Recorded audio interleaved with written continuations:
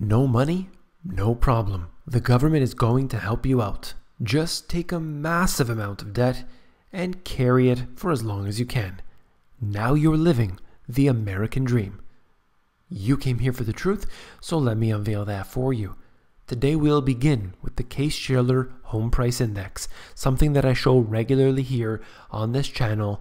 You can see that it is now at the highest level it has ever been.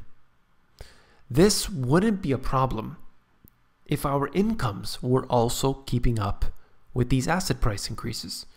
But of course, they're not even close, in fact. So, what can we do? Well, at this time, people have been priced out of the market for homes, or at least they should be, because there's no money for down payments, and there's no money in our savings. What will we do?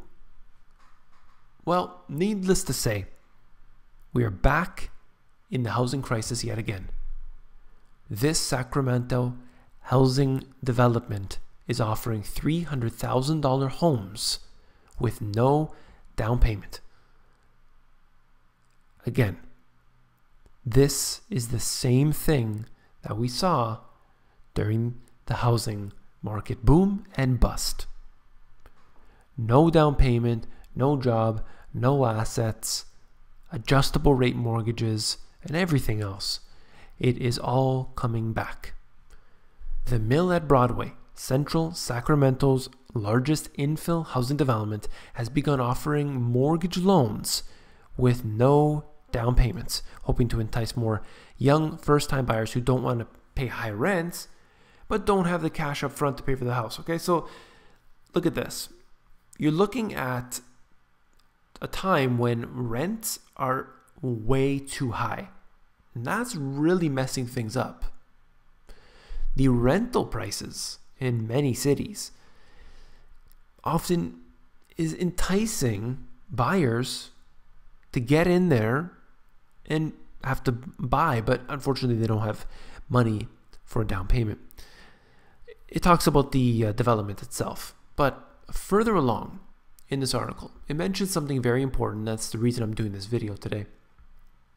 The no down payment loan, part of a Federal Housing Administration program, is available only for loan amounts of $424,100 or less.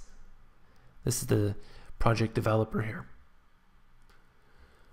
The program involves a first and second mortgage. Okay, check this out. The second mortgage is forgiven for most buyers if the owner stays in the home for at least 3 years. Okay, if that was all I read, I ended the video right there.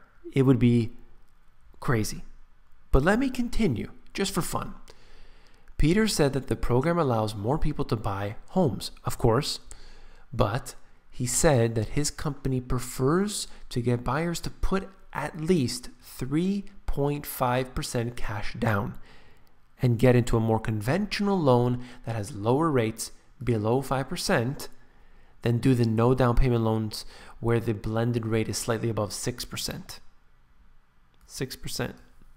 Even at 6%, this is a very risky proposition.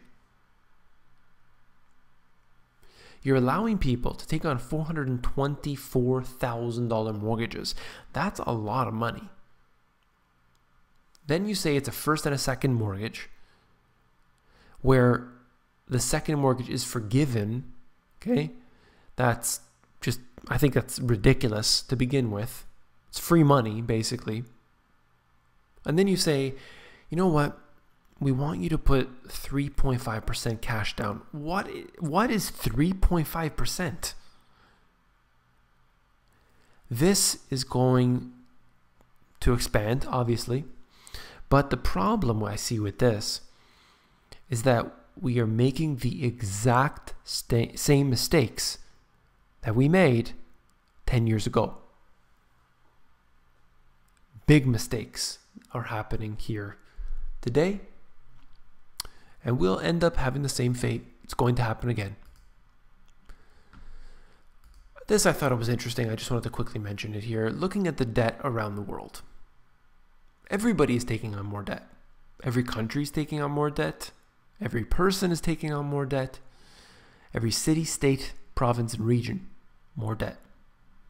United States has 32% of the global share of this debt.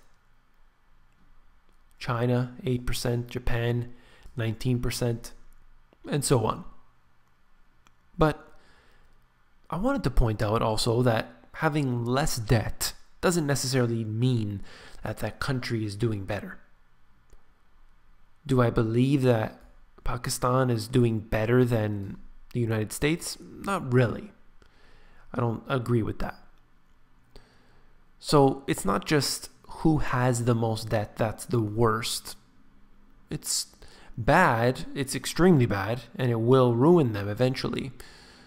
But also factor in everything else. There's a lot of points that need to be made.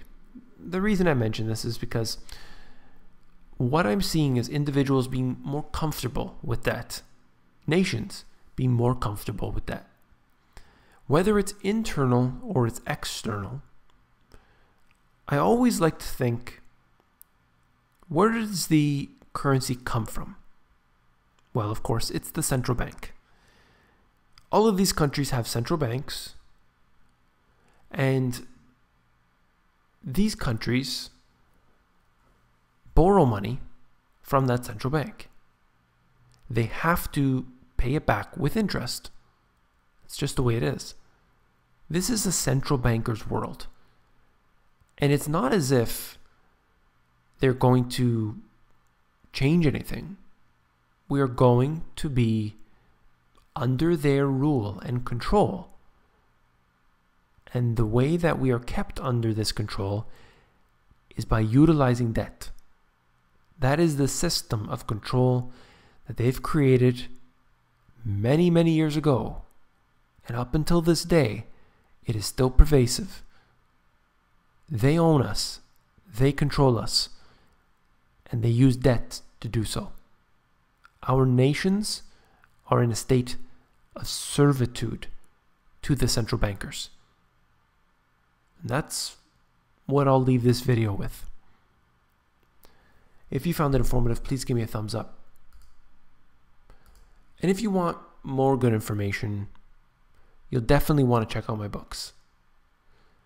The first book is about the 4 asset classes and how to profit from them, whereas my newer book gets into some new topics as well as familiar topics here. I get into becoming self-sufficient, earning income, reducing your debt, and much more. Links are in the description below. Take care.